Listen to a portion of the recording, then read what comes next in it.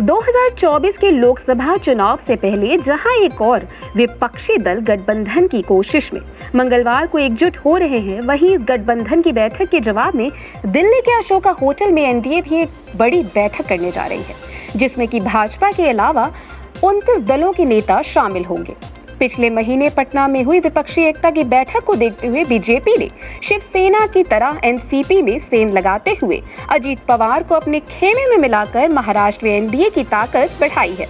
वहीं इसके अलावा चिराग पासवान, जितिन राम मांझी, ओम प्रकाश राजभर, उपेंद्र कुशवाहा से मनमुटाव को दूर कर एनडीए में शामिल कराकर एनडीए का कुनबा बढ़ाकर विपक्षी एकता को चुनौती को स्वीकार किया है।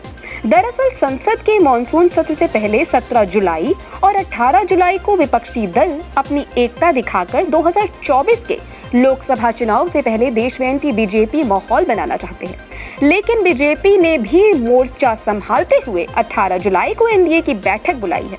इसके जरिए बीजेपी विपक्षी एकता को अपनी बढ़ती ताकत का एहसास कराएगी। क्या एनडीए में शामिल होगी टीडीपी? यहाँ गौर करने वाली बात यह भी है कि बीजेपी अभी तक अपने पुराने सहयोगी दल अकाली दल और टीडीपी को एनडीए में शामिल कराने में सफल नहीं हो पाई है।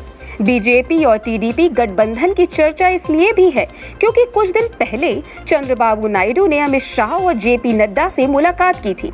बताते चलें कि गृह मंत्री अमित शाह ने आंध्र प्रदेश के अपने दौरे पर विशाखापट्टनम में वाईएसआर कांग्रेस सरकार को सबसे भ्रष्ट सरकार बताया था। इसके अगले दिन ही नड्डा ने भी तिरुपति में राज्य सरकार पर हमला बोला था। लेकिन टीडीपी इस बात से भी नाराज है कि केंद्र सरकार ने राज्य को 10,000 करोड़ का पैकेज दिया, लेकिन इसका श्रेय बीजेपी ने क्यों नहीं लिया? पिछले सप्ताह सीएम जगनमोहन रेड्डी दिल्ली में पीएम मोदी, गृह मंत्री अमित शाह और वित्त मंत्री निर्मला सीतारमण से मिले थे। इसके अलावा पिछले हफ्ते ही बीजेपी ने एमटी रामाराव की बेटी डी पुरंदेश्वरी को आंध्र प्रदेश का अध्यक्ष बनाया था, ये जानते हुए कि चंद्रबाबू जो उनके रिश्तेदार हैं, उनके साथ उनका 36 का आंकड़ा है। एनडीए की बैठक में शामिल होंगे 38 दल। जहां एक और अब तक सिर्फ एनडीए के 30 दलों की सूची सामने आई थी, इस बीच भाजपा अध्यक्ष जेपी नड्डा ने प्रेस कॉन्फ्रेंस कर कहा कि एनडीए की बैठक में 38 दल शामिल होंगे। पिछले 9 साल में एनडीए का ग्राफ बढ़ा है। विकास का एजेंडा बढ़ाने के लिए जो लोगों की चाहत बढ़ी है, उसके कारण एनडीए का विस्तार हुआ है। गुड गवर्नेंस पिछले 9 साल में मोदी जी के नेतृत्व में दिया गया है।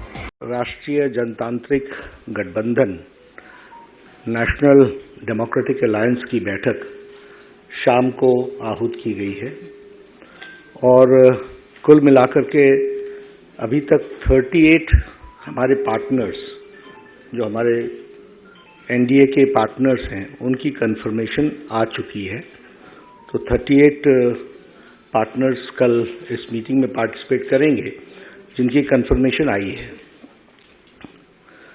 पिछले 9 सालों में एनडीए का जो एक व्याप है वो बढ़ा है, स्कोप भी बढ़ा है और कुल मिलाकर के जो डेवलपमेंट का एजेंडा है, उस डेवलपमेंट के एजेंडे को परस्यू करने के लिए जो इंडियन पॉलिटी में, भारत के राजनीतिक परिदृश्य में जो लोगों की चाहत बढ़ी है और हर देश के कोने कोने में पॉलिटिकल पार्टीज डेवलपमेंट के साथ अपने आप को समावेश कर रही हैं, उसके कारण से scope of the national democratic alliance has increased.